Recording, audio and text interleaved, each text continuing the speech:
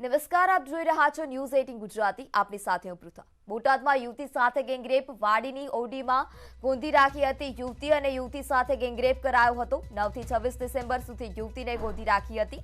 યુવતીએ 3 યુવકો વિરુદ્ધ ફરિયાદ નોંધાવી છે. ઇન્દ્રજીત ખાચર, જયવીર ખાચર અને સત્યજીત ખાચર નામના આરોપીઓ નશા કરી અને ત્રણેય નરાધમોએ ગેંગરેપ કર્યો હતો. હાલ યુવતી જામનગરની જીજી હોસ્પિટલમાં સારવાર હેઠળ છે. તો 9 થી 26 ડિસેમ્બર સુધી યુવતીને ગોંધી રાખી હતી અને નશો કરીને ત્રણેય નરાધમોએ ગેંગરેપ કર્યો હતો. હાલ યુવતી જામનગરની જીજી હોસ્પિટલમાં સારવાર હેઠળ છે. નશો કરીને ત્રણેય નરાધમોએ ગેંગરેપ કર્યો હતો. તો બોટાદની એક યુવતી સાથે ગેંગરેપની ઘટના ફરીથી સામે આવી છે. વાડીની ઓડીમાં ગોંધી રાખી અને યુવતી સાથે ગેંગરેપ કર્યો હતો. 3 યુવકો સામે ફરિયાદ પણ યુવતીએ નોંધાવી છે. ઇન્દ્રજીત ખાચર, જયવીર ખાચર અને સત્યજીત ખાચર સામે ફરિયાદ નોંધાઈ છે.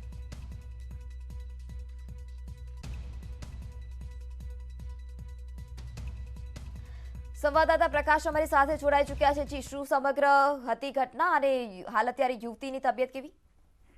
તો જી ચોક્કસ જો વાત કરવામાં આવે તો બોટાદ જિલ્લાનું જે રાણપુર શહેર છે, રાણપુર તાલુકાની ડુબા ગામની એક 21 વર્ષની યુવતી છે, જે યુવતીને નશો કરવાની આદત હતી છેલ્લા 8 મહિનાથી, અને આ આદતના કારણે તે 3 યુવકોની સંપર્કમાં આવેલી હતી, જેમાં રાણપુર તાલુકાના અરવ ગામના જે 3 યુવકો છે તેના સંપર્કમાં આવતા તે યુવતી દ્વારા તે યુવકોને પોતાને નશો કરવો છે તે બાબતની વાત કરતા તે 3 યુવકોએ તે યુવતીને પોતાની વાડીએ બોલાવી, તેને વાડીએ બોલાવી અને નશો કરાવ્યો હતો અને ત્યારબાદ તેની સાથે વારંવાર બળાત્કાર ગુજાર્યો હતો અને સતત તેને 18 દિવસ સુધી વાડીએ ગોંધી રાખવામાં આવી. તેને આ 18 દિવસ દરમિયાન સતત તેની પર ગેંગરેપ કરવામાં આવ્યો હતો અને આખરે જે યુવતી તેના દ્વારા આજીજી કરતા આ યુવાનો દ્વારા તેને છોડી મૂકવામાં આવી છે અને તેને ધમકી આપવામાં આવી છે કે જો તું આ વાત કોઈને કરીશ તો તારા પરિવાર સહિત સમગ્ર જનોને અમે જાનથી મારી નાખશું. જેને લઈને યુવતીને જામનગર ખાતે યુવતી જામનગર અભ્યાસ કરે છે મેડિકલ કોલેજમાં,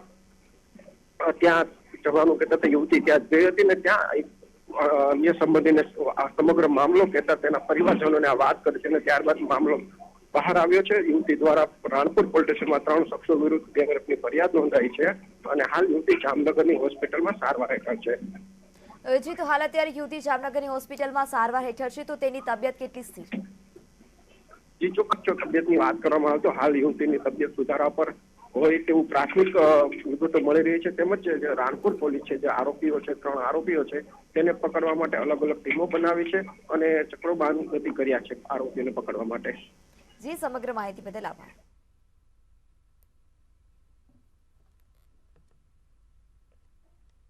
સુરતમાં કચરા ગાડી સમયસર ન આવતી હોવાની રાવ ઉઠી છે. પુણાના આશીર્વાદ સોસાયટીના રહીશોનો આક્ષેપ, ડોર ટુ ડોર કચરા ગાડી રેગ્યુલર નથી આવતી. રહીશોએ સોસાયટી બહાર રોડ ઉપર જ કચરો ઠાલવી વિરોધ નોંધાવ્યો હતો.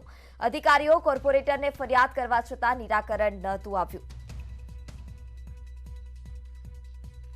તો સુરતમાં કચરા ગાડી સમયસર ન આવતી હોવાની રાવ ઉઠી હતી. પુણાના આશીર્વાદ સોસાયટીના રહીશોનો આક્ષેપ છે. ડોર ટુ ડોર કચરા ગાડી ન આવતી હોવાથી લોકો પણ ભારે રોષમાં હતા. સ્થાનિકોએ રોષ ઠાલવવા માટે રસ્તા ઉપર જ કચરો ઠાલવ્યો હતો. અનેક વખત કોર્પોરેટર અને અધિકારીઓને પણ ફરિયાદ કરી હતી, તેમ છતાં નિરાકરણ ન આવતા સ્થાનિકોએ રસ્તા ઉપર જ કચરો ઠાલવ્યો છે.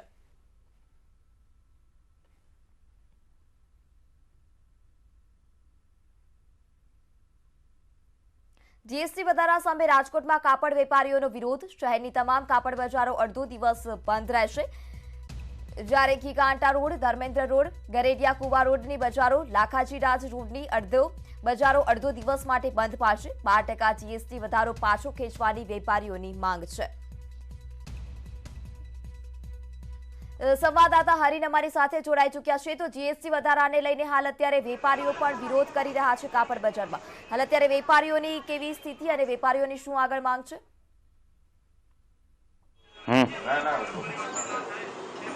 બિલકુલ, પહેલા હું આપને દ્રશ્ય બતાવીશ કે જે રીતના વાત કરવામાં આવે તો અત્યારે તમામ જે કાપડ બજારો છે તે બંધ છે. ખાસ કરીને વાત કરવામાં આવે તો જે જીએસટીમાં વધારાને લઈને વિરોધ છે. આપણી સાથે અહીંના વેપારીઓ છે તેઓ પણ જોડાયા છે. શું વિરોધ છે, શું માંગણી છે અને શું વાતચીત થઈ હતી? જી છેલ્લા દોઢ મહિના પહેલા જીએસટી કાઉન્સિલિંગ દ્વારા એવું નક્કી કરવામાં આવ્યું હતું કે કાપડ કપડાં અને ફૂટવેર ઉપર 5%માંથી વધારી અને 12% જીએસટી કરવાનું જે નક્કી કરવામાં આવ્યું હતું એનો અમે છેલ્લા દોઢ મહિનાથી સરકારને એન કેન પ્રકારે આવેદનો આપી અને રજૂઆતો કરી રહ્યા છીએ, પણ હજી સુધી સરકાર દ્વારા કોઈ પણ પ્રત્યુત્તર આવ્યો નથી, જેથી અમે આજે સમગ્ર ગુજરાત અને સમગ્ર દેશના વેપારીઓ બંધમાં જોડાયા છીએ. આજે આપ જોઈ શકો છો કે બધા વેપારીઓ રોષપૂર્ણ બંધ રાખી રહ્યા છે. રોષ છે એકદમ, વેપારમાં બધાને તકલીફ પડે એવું છે, માટે બધા વેપારીઓ રોષપૂર્વક બંધ કરી રહ્યા છે. કાકા શું માંગણી છે? માંગણી આ જીએસટી 5% જે છે તે એમને એમ સદા યથાવત રહીએ તેવી વાત અમે રજૂઆત કરેલી છે, જેની અમારે સખ્ત વિરોધ અમે અત્યારે દર્શાવીએ છીએ. બિલકુલ, અન્ય વેપારીઓ છે એના પ્રમુખ પણ આપણી સાથે છે, એમની સાથે વાત કરીશું. શું માંગણીઓ છે ને આજે કઈ પ્રકારનો વિરોધ? માંગણી તો સિમ્પલ છે ને, એક જ છે કે કાપડનો વ્યવસાય હવે એવો નથી રહ્યો, કાપડ કે રેડીમેડનો, કે 12% જીએસટી સહન કરી શકે. સરકારે પહેલા તો કાપડ ઉપર ટેક્સ જ નહોતો, સેન્ટ્રલ એક્સાઇઝ જ હતી, એની બદલે 5% જીએસટી નાખ્યો, ત્યાં સુધી પણ વાંધો નહીં. પણ હવે 12% જીએસટી કરે તો આ વ્યવસાય ખમી શકે એમ જ નથી. ઓછામાં ઓછા 25 થી 30% લોકો તો ડાયવર્ટ થઈ ગયા, વ્યવસાય બંધ કરી દીધો.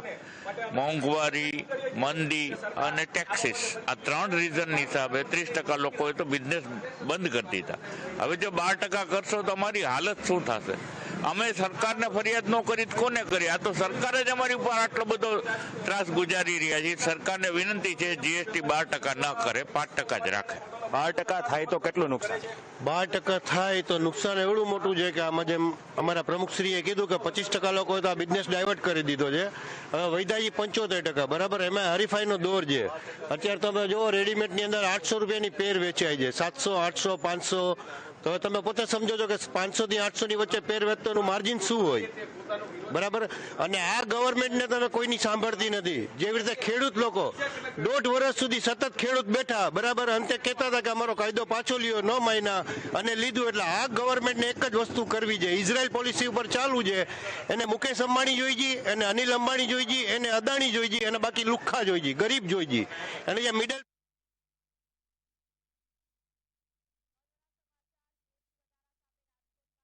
વેપારીનો વિરોધ. શહેરની તમામ કાપડ બજારો અડધો દિવસ બંધ પાડશે.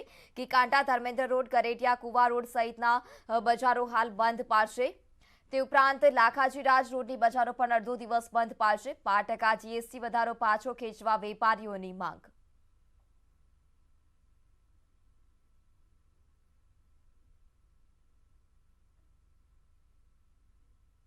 नहीं तो वो आपकी लुकआउट है, लेकिन उनका भार 85% ट्रेडर पे क्यों? तो हमने सोचा कि कोई रिजल्ट आएगा, लेकिन अभी तक कोई रिजल्ट 28 तारीख तक नहीं आया. तो परसों हमने डिसीजन लिया, 1 दिन के टोकन स्ट्राइक. रही बात व्यापार की, तो जब से ये नोटिफिकेशन आया उससे पहले हमारे शादी ब्याह की सीजन, पोंगल, क्रिसमस की सीजन थी, 350 से 450 ट्रक के बीच में जा रहे थे, वो सीधा घट के 100-150 पे आ गए. तो आज का पर्टिकुलर अगर व्यापार करने जाओ तो 100 करोड़ का व्यापार हमारा लॉस होगा. लेकिन एक दिन का व्यापार भले ही लॉस होगा चलेगा, लेकिन फ्यूचर के लिए 12% हो गया तो कम से कम 25 से 30% व्यापारी, छोटे व्यापारियों को व्यापार से हाथ धोना पड़ेगा. इस वजह से आज ये टोकन स्ट्राइक लगी है. अच्छी खबर ये है कि कल रात को ही हमें मालूम पड़ा जीएसटी काउंसिल की 46वीं मीटिंग कल 31 दिसंबर को सुबह 11 बजे है. तो हमें लगता है कि शायद हमारे को पॉजिटिव रिजल्ट मिलेगा. हमारे मुख्यमंत्री ने भी हमारे बारे में बोला है कि कपड़ा व्यापारियों के लिए हम हित में खड़े हैं, और हमारे प्रदेश प्रमुख बीजेपी पाटिल साहब ने भी बोला है कि हम व्यापारियों के साथ बिल्कुल खड़े हैं. तो हमें लग रहा है कि 5% यथावत रहेगा. अन्य व्यापारी से बात कर रहे हैं, क्या कहना है? आपका नाम, क्या कहना चाहेंगे हड़ताल को लेकर? हाँ, मैं दिनेश द्विवेदी, सचिव गोल्डन प्लाजा मार्केट एसोसिएशन.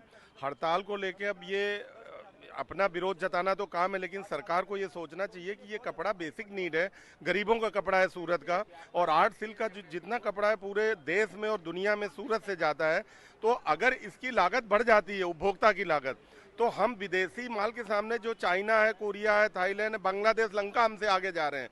तो सरकार को देखना पड़ेगा कि उनका अगर फैब्रिक इधर गिरा के वो सस्ता पड़ेगा. तो हमारा जो मेक इन इंडिया है, स्किल इंडिया है, ईज ऑफ डूइंग बिजनेस है, सरकार के जो मिशन है, ये तो कहाँ दिखेंगे नहीं. इनको गंभीर खतरा पैदा हो गया है. सब सरकार की बात है, लेकिन जीएसटी का जब आया तब यही 5% के लिए गुजरात के व्यापारियों ने विरोध किया था, 1.5 महीने तक हड़ताल की थी। अब 5% से 12%, अगर सरकार नहीं मानती तो आगे का स्टेप? आप ये देखो कि आजाद भारत के बाद कपड़े पे कभी टैक्स लगा ही नहीं था, और ये सरकार ने आकर लगाया तो एक इन्होंने वादा किया था कि हम 5% ही रखेंगे, इसमें बढ़ोतरी नहीं करेंगे। अभी 140% की बढ़ोतरी हुई है, 5 से सीधा 12 हो रहा है। तो इतना ये ऐसा लगाया जा रहा है कयास की जो एक एस्टीमेट आ रहा है कि 25% कपड़े का लागत बढ़ जाएगी। तो आज एक आम आदमी जो पहले इतनी महंगाई की मार झेल रहा है, डीजल, पेट्रोल, गैस, टैक्सेस दुनिया भर के, तो उसके साथ साथ ये कपड़ा जो बेसिक नीड है उसके ऊपर भी अगर आज घर करोड़ों में आता है। रोटी पर इन्होंने अनब्रांडेड को छोड़ के बाकी ब्रांडेड आटे पर भी टैक्स जीएसटी लगा दिया है। तो रोटी, कपड़ा और मकान पर आप छोड़ के दूसरी चीजों में लगाओ ना। तो ये कपड़े पर सरकार को जीएसटी बढ़ाना नहीं चाहिए, अगर ये हटाते नहीं है तो कम से कम 5% मेंटेन करना चाहिए, ये हम लोगों की मांग है। बिल्कुल, अन्य व्यापारी है, क्या कहेगा? आपका नाम? अगर आज एक दिन की हड़ताल है, अगर निर्णय नहीं आता है तो आने वाले दिनों में व्यापारी क्या करेगा? देखिए, ये कपड़े की ज़रूरत जो सूरत ने अभी तक, सूरत की कपड़ा इंडस्ट्री है वो इंडिया की जो सिंथेटिक फैब्रिक की डिमांड है वो पूरी सप्लाई करती है। इससे जो बैड इफेक्ट आ रहा है वो व्यापारी को भी आ रहा है और एंड यूज़र को भी आ रहा है। सरकार का ये जो एक दिन की प्रतीक हड़ताल है, अगर उसमें कुछ सरकार उसको ध्यान में, संज्ञान में नहीं लेती है तो आगे इसको कंटिन्यू करना पड़ेगा जब तक कि सरकार डिमांड उसकी, हमारी डिमांड मान नहीं लेती है। और कपड़े पे 5% टैक्स होना जरूरी है। जीएसटी 12 की जगह 5 ही रहना चाहिए। और अगर फिर भी सरकार ये मानती है कि इसमें कुछ चेंज की ज़रूरत है तो फैब्रिक का लास्ट स्टेज है, वहाँ तक 5% ही रहना चाहिए। यूनिफॉर्म, वो यार्न में भी इवन 5% रहना चाहिए। व्यापारियों ने आज एक दिन की हड़ताल की है, अगर व्यापारियों के हक में निर्णय नहीं आता है तो आने वाले दिनों में व्यापारी क्या करेंगे? आने वाले दिनों में भी ये हड़ताल चालू रहेगी और जब तक सरकार ये 5% की हमारी डिमांड है टैक्स की वो मान नहीं लेती है तब तक ये हड़ताल चालू रहेगी। बिल्कुल, अन्य व्यापारी से આપણે सीधा એમની સાથે વાત કરીએ। आपका नाम? मुकेश डागा। मुकेश जी, पहले भी जीएसटी को लेकर व्यापारियों ने हड़ताल की थी, सरकार में सुनवाई नहीं हुई, 5% जीएसटी डाला गया, अब 5 से 12 हो रहा है, फिर 12 का विरोध करने के लिए आज का एक दिन हड़ताल की है। नहीं अगर निर्णय आता है तो आने वाले दिनों में हड़ताल की बात है, क्या लग रहा है आपको? देखिए, व्यापारी बहुत सरल स्वभाव का आदमी होता है, वो कभी आंदोलन हड़ताल कभी नहीं करता है। वो उल्टा सरकार को ये भी नहीं कहता कि आप हमको कुछ रोजगार दो। यहाँ पे आज मैं आपको बताऊँ 70,000 दुकान है सूरत में और इसे सीधे तौर पे 10 लाख लोग यहाँ पे जुड़े हुए हैं, तो वो उल्टा सभी को रोजगार देने वाला है व्यापारी। लेकिन ये जो 5% से 12% की अप्रत्याशित वृद्धि हुई है उसके विरोध में सूरत का व्यापार ये खत्म होने के कगार पे आ जाएगा। जो छोटे और मध्यम व्यापारी उनको तो सबसे बड़ी तकलीफ हो जाएगी। मैं आपको ये कहना चाहता हूँ कि हर महीने यहाँ पे हमको जीएसटी जमा करानी पड़ेगी, लेकिन जो हमारा पेमेंट का सिस्टम है वो 2 महीना, 4 महीना, 6 महीना, कभी कभी तो कैलेंडर चेंज होने के बाद में पेमेंट आता है, तो व्यापारी इतना कहाँ से सर्वे कर पाएगा। तो व्यापारी अपना खाली रोष प्रकट करने के लिए एक दिन का टोकन बंद है, उसके बाद में जैसे सब मिलके बात करेंगे तो उसके हिसाब से फिर आगे का हम लोग कदम उठाने वाले हैं। लेकिन हमें जैसे कल 31 तारीख की जीएसटी काउंसलिंग की मीटिंग होने वाली है तो हमें अभी भी एक उम्मीद की चिंगारी हमको दिख रही है कि वहाँ पे 5% ही रहने वाला है। ये हम बिल्कुल आता सूरतना व्यापारीઓ તેમનું સીધું કહેવું છે જીએસટીને લઈને કહી શકાય 1.5 મહિના સુધી વિરોધ કર્યો હતો ત્યારે સરકારે 5% જીએસટીની વાત કરી હતી, પણ જ્યારે હવે 12% જીએસટી લાગુ કરવા સરકાર જઈ રહી છે ત્યારે ફરી આ કાપડ વેપારીઓ વિરોધમાં સૂર ઉઠ્યા છે। એક દિવસનું બંધ કરીને સરકારને કહી શકાય ચીમકી ઉચ્ચારી છે અને જો સરકાર તેમની માંગ નહીં સ્વીકારે તો આગામી દિવસમાં અચોક્કસ મુદતની હડતાલ પર જાય તેવી ચીમકી પણ આપી છે। ત્યારે કહી શકાય કે 70 થી 80 હજાર દુકાનોનું સુરતનું આ સૌથી મોટું કાપડ બજારમાં એક દિવસની હડતાલમાં 100 કરોડ કરતાં વધુનું નુકસાન જોવા મળશે। તો કાપડમાં જીએસટીમાં 12% વધારો પાછો ખેંચવાને લઈને વેપારીઓ હાલ અત્યારે વિરોધ કરી રહ્યા છે। જીએસટી 5% હતી જેને વધારીને 12% કરવામાં આવી છે, જેને લઈને વેપારીઓનો વિરોધ છે। તો વેપારીઓની માંગ છે કે આ જીએસટી પાછી ખેંચવામાં આવે। જો જીએસટી 12%થી ઘટાડી અને 5% ફરીથી નહીં કરવામાં આવે તો તેઓ આગામી દિવસોમાં પણ બંધ પાડશે અને તેમની હડતાલ યથાવત રાખશે। તો અમદાવાદ સહિત અનેક જગ્યાઓ પર વેપારીઓ વિરોધ કરી રહ્યા છે। સુરત, રાજકોટ, અમદાવાદ સહિત વેપારીઓ વિરોધ કરી રહ્યા છે। કચ્છથી મહત્વના સમાચાર. કચ્છના મુદ્રા પોર્ટ પર DRI કસ્ટમ વિભાગની કાર્યવાહી. લાલ ચંદનના 13 ટનથી વધારેનો જથ્થો ઝડપાયો છે. દિલ્હીથી ચીન જતો હતો આ લાલ ચંદનનો જથ્થો. લાલ ચંદનની અંદાજિત આંતરરાષ્ટ્રીય કિંમત 12 થી 15 કરોડ. એજન્સીઓની આકારણીમાં અંદાજિત 3 થી 4 કરોડની કિંમત એક્સપોર્ટ પર પ્રતિબંધિત છે. રક્તચંદન ન્યુક્લિયર પ્લાન્ટમાં ઉપયોગી હોવાથી ગંભીરતા વધી. દિલ્હીની પેઢી લાલ ચંદનની કરતી હતી એક્સપોર્ટ.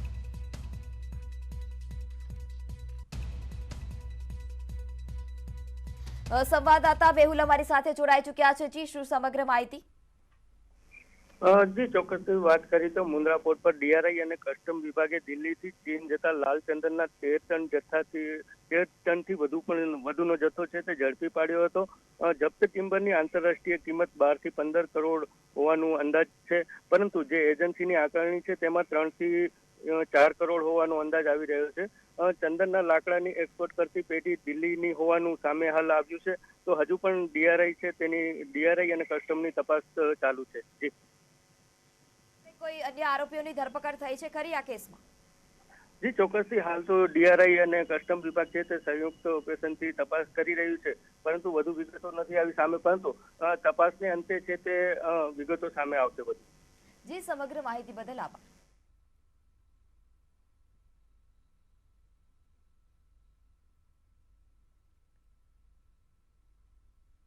સમાચારમાં સમય થયો છે વિરામનો.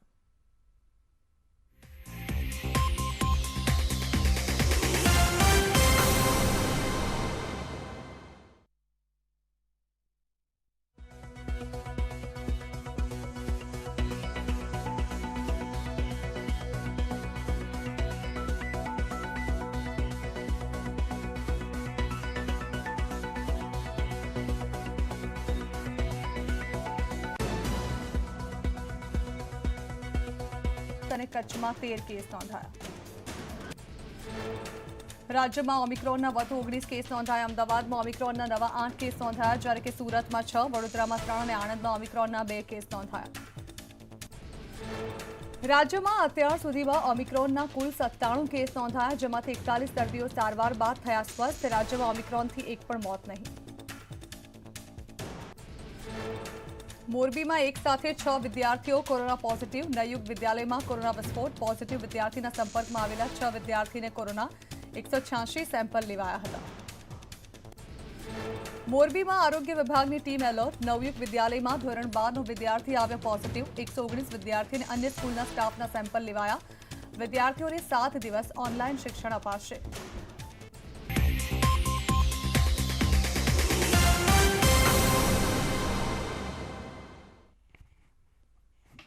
Welcome back. આગળ નજર કરીએ અન્ય સમાચારો પર. સુરતમાં 3 પોલીસ કર્મીઓ સામે હત્યાના પ્રયાસનો ગુનો નોંધાતા આદેશ ઉમરા પોલીસ મથકના 3 જવાનો સામે ફરિયાદ. માસ્ક ન પહેરવા બદલ યુવકને ઢોરમાર માર્યાની ફરિયાદ હતી. ઢોરમારને કારણે યુવક કોમામાં સરી પડ્યો હતો. વેસુની કોફી શોપમાંથી બહાર આવી રહેલા સમીર નામના યુવકને માર મારવામાં આવ્યો હતો.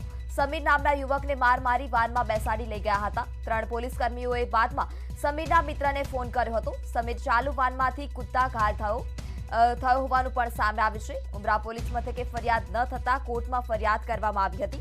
કેસની તપાસ એસીપીની ઉચ્ચ કક્ષાના અધિકારીઓને સોંપાઈ.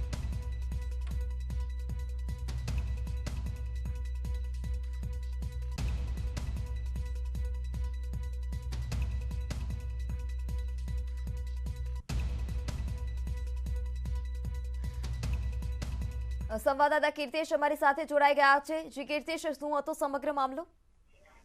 બિલકુલ, કોરોના સમયે સુરતમાં માસ્ક પહેરવાને લઈને ઉમરા પોલીસે વિશ્વના કેફે બાર એક યુવાન સમીર અંસારીને ઢોરમાર માર્યો હતો. ત્યારબાદ આ યુવાન કોમામાં સરી પડતા તેના પરિવાર દ્વારા આ મામલે સતત ફરિયાદો કરવામાં આવતી હતી. કોર્ટમાં ફરિયાદ કરવામાં આવી હતી. ત્યારે સુરત કોર્ટે સુરતના ઉમરા પોલીસના 3 કર્મચારીઓ વિરુદ્ધ હત્યાના પ્રયાસનો ગુનો દાખલ કરવા માટેનો આદેશ કર્યો છે. ખાસ કરીને માસ્કને લઈને જે પ્રકારે સુરતના ઉમરા પોલીસનું કડક વલણ હતું, યુવકને એકથી ઢોરમાર માર્યો હતો કે યુવક કોમામાં સરી પડ્યો હતો, તેને લઈને આ સમગ્ર ઘટના સામે આવી હતી. જો કે કોર્ટના આદેશ બાદ ઉમરા પોલીસના 3 કર્મચારીઓ વિરુદ્ધ ઉમરા પોલીસમાં હત્યાના પ્રયાસનો ગુનો હાલમાં દાખલ કરવાની તજવીજ સુરત પોલીસ કમિશનર દ્વારા શરૂ કરવામાં આવી છે.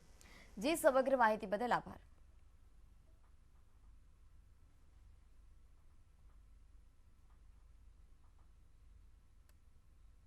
અમદાવાદમાં સુશાસન સપ્તાહની ઉજવણી થશે. પંડિત દીનદયાળ ઉપાધ્યાય ઓડિટોરિયમ હોલમાં કાર્યક્રમ થશે. સીએમ ભૂપેન્દ્ર પટેલ કાર્યક્રમમાં પણ હાજરી આપશે. રોજગાર નિમણૂક પત્ર, એપ્રેન્ટિસશીપ કરારપત્ર, તે ઉપરાંત એપ્રેન્ટિસ સ્ટાઇપેન્ડ રિએમ્બર્સમેન્ટ મોડ્યુલનો પણ પ્રારંભ થશે. આઈટીઆઈ સ્ટાઇપેન્ડનું પણ ગુજરાત પોર્ટલ પર લોન્ચિંગ કરવામાં આવશે. આઈટીઆઈના નવનિર્મિત ભવનનું લોકાર્પણ કરવામાં આવશે. આરોગ્ય મંત્રી ઋષિકેશ પટેલ, સામાજિક અધિકારિતા મંત્રી પ્રદીપ પરમાર પણ હાજર રહેશે. ઉદ્યોગ મંત્રી જગદીશ પંચાલ, રોજગાર મંત્રી બ્રિજેશ મેરજા પણ હાજર રહેશે.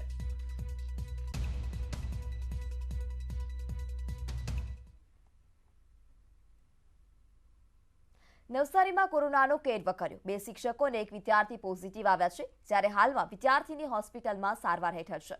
નવસારીમાં કુલ એક્ટિવ કેસની સંખ્યા 37, ચીખલીમાં 5, ગણદેવીમાં 3 અને વાંસદામાં 1 છે.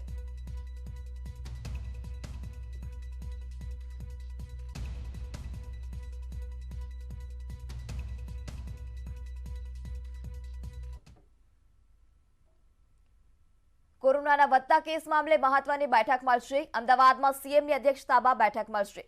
સાંજે 5:30 વાગે રિવરફ્રન્ટ પર આ બેઠક મળશે. એમસી કમિશનર, આરોગ્ય સચિવ પણ બેઠકમાં રહેશે હાજર.